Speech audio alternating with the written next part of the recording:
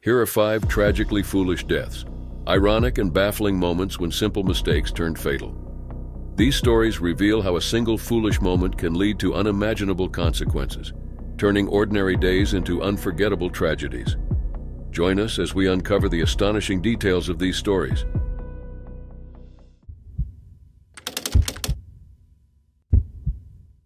It was one of the most ironically tragic and unintentionally life-saving events in the history of terrorism. An unnamed female bomb-carrying militant, believed to be part of a militant Islamist group, met her end on New Year's Eve 2010 in Moscow, Russia. Known only as a Black Widow, she had carefully prepared for an attack that, if successful, would have unleashed horror on one of the world's most famous landmarks, Red Square. This historic site, spanning almost 73,000 square meters in the heart of Moscow and bordered by iconic structures like St. Basil's Cathedral and the Kremlin, was filled with thousands of revelers preparing to ring in the new year. The woman's plan was to walk into the crowded square wearing an explosive belt and detonate it remotely via a text message sent by her handler, 24-year-old Zainat Suyunova, at the precise moment when the highest number of casualties could be inflicted. As standard practice among insurgents and terrorists, the explosive belt was wired to a mobile phone detonator, allowing the handler to trigger the device by sending a text. On the afternoon of December 31st, the woman and her 2 accomplices were at a safe house in Moscow, going through final preparations. They had already turned on the mobile phone that would serve as the detonation trigger, a critical mistake, as terrorist cells are usually meticulous in keeping such devices switched off until moments before an attack to prevent accidental detonation. In an astounding display of carelessness, the phone remained active as they organized the last details of the mission. Fate intervened in an almost absurd twist of events. As the woman stood in her hideout with the bomb strapped to her body, an automated Happy New Year promotional SMS was sent by her mobile provider. The spam text, meant to spread festive cheer, instantly activated the phone-based detonator. The belt exploded with devastating force, killing the would-be bomber on the spot and reducing the safe house interior to a scene of chaos. Her 2 accomplices survived the blast and fled the scene before authorities arrived, leaving behind a grim scene. Security sources later confirmed that the unnamed woman was suspected of being linked to the same radical Islamist cell responsible for the deadly bombing at Moscow's Domodedovo airport just days earlier, an attack that claimed 35 lives. The woman's untimely death not only exposed the group's staggering negligence, but also revealed how a simple oversight and a random spam message could derail a meticulously planned act of mass violence. Russian authorities emphasized how the terrorists' failure to adhere to their own basic operational security protocols, such as inserting the SIM card only at the last moment or keeping the phone switched off, ultimately foiled their own plot. This incident, however, spared hundreds of innocent people who would have been gathered in Red Square for the New Year's Eve countdown. This bizarre incident became a stark reminder of how a single careless act or an unforeseen twist can transform a meticulously planned atrocity into a self-inflicted disaster, and how, in this instance, carelessness and fate combined to save countless lives.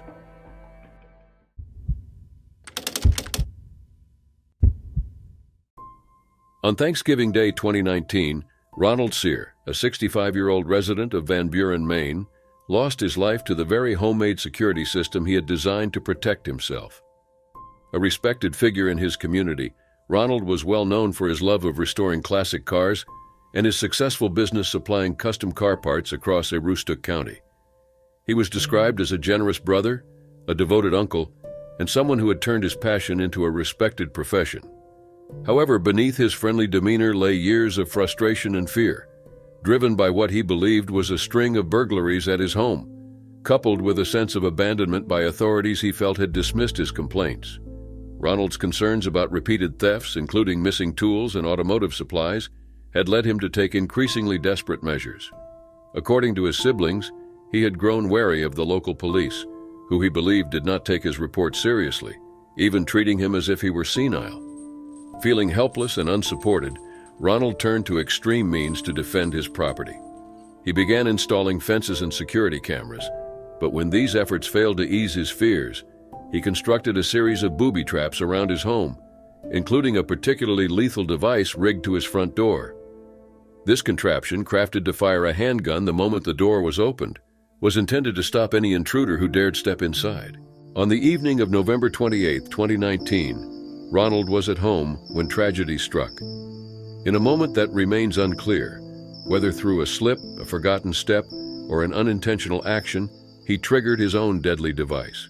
The handgun discharged immediately, striking him and inflicting a critical wound. Despite his injury, Ronald managed to place a 911 call, calmly reporting that he had been shot. Officer Chandler Medore, along with medics from the Van Buren Ambulance Service, responded to the emergency. But despite their swift arrival and efforts to save him, Ronald succumbed to his injuries at the scene or shortly thereafter. When officers entered the home, they discovered not only the firearm-rigged door, but also several other unknown devices scattered throughout the residence. Concerned by the potential danger of these contraptions, police summoned the Maine State Police Bomb Squad, which worked through the early hours of November 29th to secure the area and investigate the scene. Authorities determined that Ronald's death was accidental, the result of the unintentional discharge of one of his own homemade devices. Investigators also confirmed the presence of additional traps, showing the extent of Ronald's fear and the extreme lengths he had gone to feel secure. Ronald's death stands as a grim testament to the hazards of taking home defense into one's own hands without the necessary expertise. Though his actions were driven by a genuine fear of burglary and a sense of being unheard, the measures he adopted were dangerously excessive and tragically misguided. Setting up devices in your home to protect it from intruders is illegal in the U.S. if those devices can inflict injuries. There are several reasons for this, all stemming from the fact that life is considered more valuable than property. Firstly, booby traps can inflict accidental harm. Secondly, they cannot distinguish between targets. Even if the trap is meant for a criminal, the person who sets it can't decide the punishment, despite their right to protect their home. This ironic and avoidable end, dying by the very device intended to shield him, serves as a stark warning about the perils of using lethal traps for self-defense.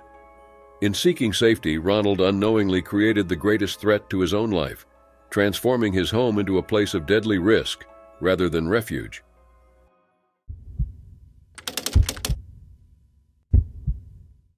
In the early hours of July 6, 1999, the life of 27-year-old Daniel Dukes came to a surreal and heartbreaking end, in a way that was both avoidable and tragic. Daniel's death shocked the world not only for its bizarre circumstances, but for the light it shed on the dangerous myths perpetuated by marine parks like SeaWorld. Daniel, a young man with a deep fascination for nature and spirituality, found himself in the grip of a fatal delusion about his connection with one of the ocean's most powerful predators, the orca. His quiet, childlike personality and longing for spiritual experiences made him especially vulnerable to the illusion, popularized by theme park shows, that these massive animals were gentle giants longing for human companionship. Born in South Carolina, Daniel had struggled with stability throughout his adult life. He drifted between places, living in a Hare Krishna temple for a time and often spending his days immersed in a fantasy of spiritual connection with the natural world.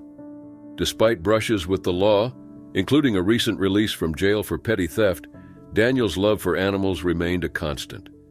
His gentle demeanor and idealistic nature led him to believe in a world where humans and wild creatures could share deep, peaceful bonds.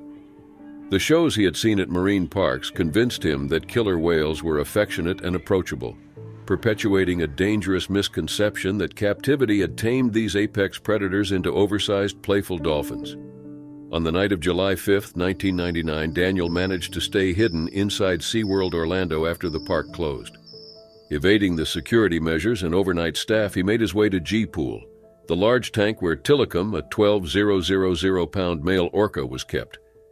Sometime before dawn, Daniel changed into his swim trunks, neatly folded his clothes by the pool, leaving behind his ID and a hand-rolled cigarette, and entered the water with Tilikum. Whether he intended to swim alongside the whale or simply sit near him remains unknown, but the outcome was catastrophic. By the time the sun rose, Daniel's lifeless, naked body was discovered draped across Tilikum's back as the whale calmly swam in circles. The first to notice Daniel's body was SeaWorld employee Michael Doherty, who arrived around 7 a.m. to begin his shift. He observed the corpse lying across Tilikum's back, already stiff with rigor mortis and discolored from lividity, indicating Daniel had been dead for several hours. Emergency responders were called immediately, but Daniel showed no signs of life. The Orange County Sheriff's Office report detailed multiple abrasions and lacerations on his body. An autopsy revealed his swim trunks had been torn apart, and his pubic region was seriously injured. Divers later retrieved human tissue, Daniel's scattered belongings, and his torn swimwear from different parts of the tank. SeaWorld quickly characterized Daniel as unstable, emphasizing his history of petty theft and odd behavior, while downplaying the role their shows might have played in fueling his delusions. His parents filed a wrongful death lawsuit against SeaWorld, arguing the park's romanticized portrayal of orcas misled visitors into believing the animals were harmless companions. They pointed out that the 3-foot plexiglass barrier around Tillicum's tank was woefully inadequate, allowing someone determined enough to enter the pool. The lawsuit, however, was ultimately dropped. Animal welfare advocates, including those featured in the documentary Blackfish, argued that Daniel's death exposed not only his personal tragedy, but also the consequences of keeping highly intelligent, powerful animals confined in small tanks, where boredom and frustration can lead to unpredictable aggression. Even more, Tillicum was an especially dangerous animal, having become unnaturally aggressive during his captivity. Of the 4 recorded fatal attacks by orcas in captivity, Tillicum was involved in 3. Daniel's story became a haunting example of how dangerous illusions about captive wildlife can end in horror. His death, ruled an accidental drowning, was Tillicum's second fatal encounter with a human, underlining the perils both for people and animals in captivity. This sad case revealed the gap between the myth of friendly marine mammals and the reality of their nature. It was an avoidable death born from a tragic delusion. Daniel believed he had a spiritual connection with an orca, yet it cost him his life and left behind painful questions about human ignorance and the ethics of marine captivity.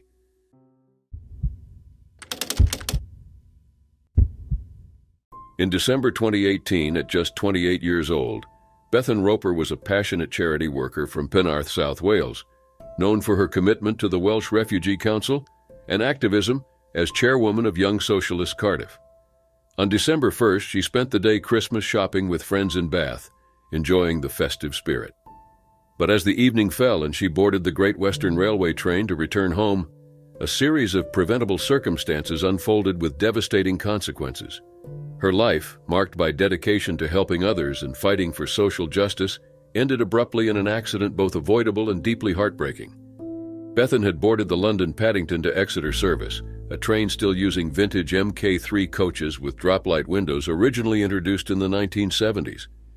These windows, which opened to allow access to exterior door handles, presented a long-known risk to passengers. Above the window was a small yellow warning sticker cautioning against leaning out while the train was moving. Yet the inquest would later hear that this sign's wording and size were inadequate deterrents. Earlier fatal accidents involving similar drop-light windows had led to a risk assessment by Great Western Railway in 2016, with promises of improved warning signs by mid-2018. However, due to staff changes and a failed tracking system, these enhanced warnings were never installed, leaving the outdated and dangerous setup unchanged by the time Bethan boarded that evening. Just minutes after the train left Bath Spa Station and gathered speed to around 75 miles per hour through the Twerton area, Bethan leaned her head out of the drop-light window. Toxicology reports would later reveal she had a blood alcohol level of 142 milligrams per 100 milliliters, nearly twice the legal drink drive limit, likely impairing her judgment. Investigators established that one of Bethan's friends had opened the window earlier, and at least one other friend had also leaned out. When Bethan did so, her head struck an overgrown ash tree branch growing perilously close to the railway line, a branch that had been neglected for years. The impact caused catastrophic head injuries, and despite immediate efforts from fellow passengers, Bethan died at the scene, with ambulance staff declaring her deceased upon arrival at Bristol Temple Mead Station. The ash tree's branch that killed Bethan had been resting on a chain-link fence since at least February 2017, following inspections in 2009 and 2012 that failed to catch its hazardous encroachment.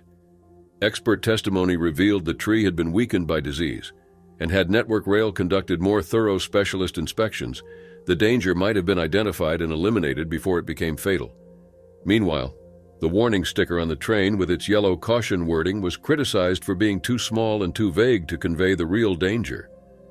The Rail Accident Investigation Branch noted that the word caution implied that leaning out might be done safely if done carefully, a fatal misunderstanding compounded by Bethan's intoxication.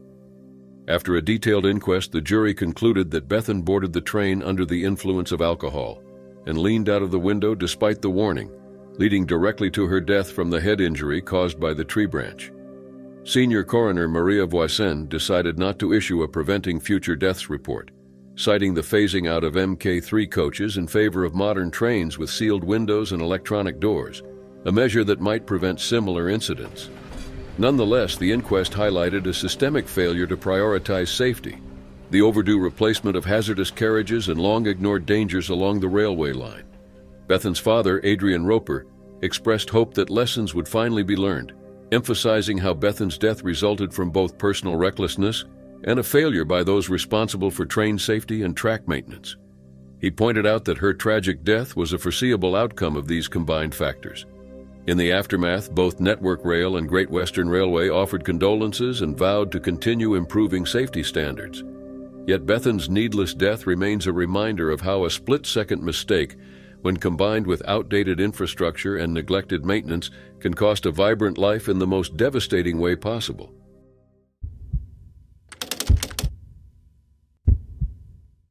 "53-year-old Sanjay Kapoor was a respected billionaire businessman, chairman of the global automotive giant Sona Comstar, and a prominent fixture on Britain's elite polo circuit, where he counted Prince William among his friends. Known for his charisma and generosity, Sanjay was admired both in India and abroad for his leadership and efforts to make polo more inclusive.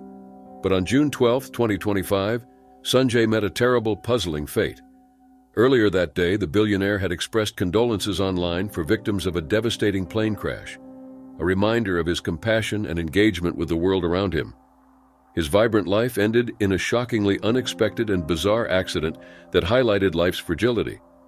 Born in India and educated at the University of Buckingham, Sanjay was heir to Sona Comstar, founded by his father in 1987, and helped build it into a global player in automotive components, particularly for electric vehicles.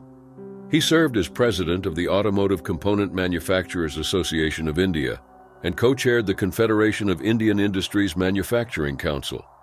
Personally, he was known for his love of polo, which he played passionately, often with members of the British royal family. His social life bridged India's business elite and Britain's aristocracy. Married first to Bollywood star Karisma Kapoor, with whom he had 2 children, Sanjay later married entrepreneur Priya Sachdev, with whom he shared a young son, Azarias. Those close to him described him as someone who welcomed everyone equally, regardless of status, making him a beloved figure among friends, colleagues, and polo staff alike.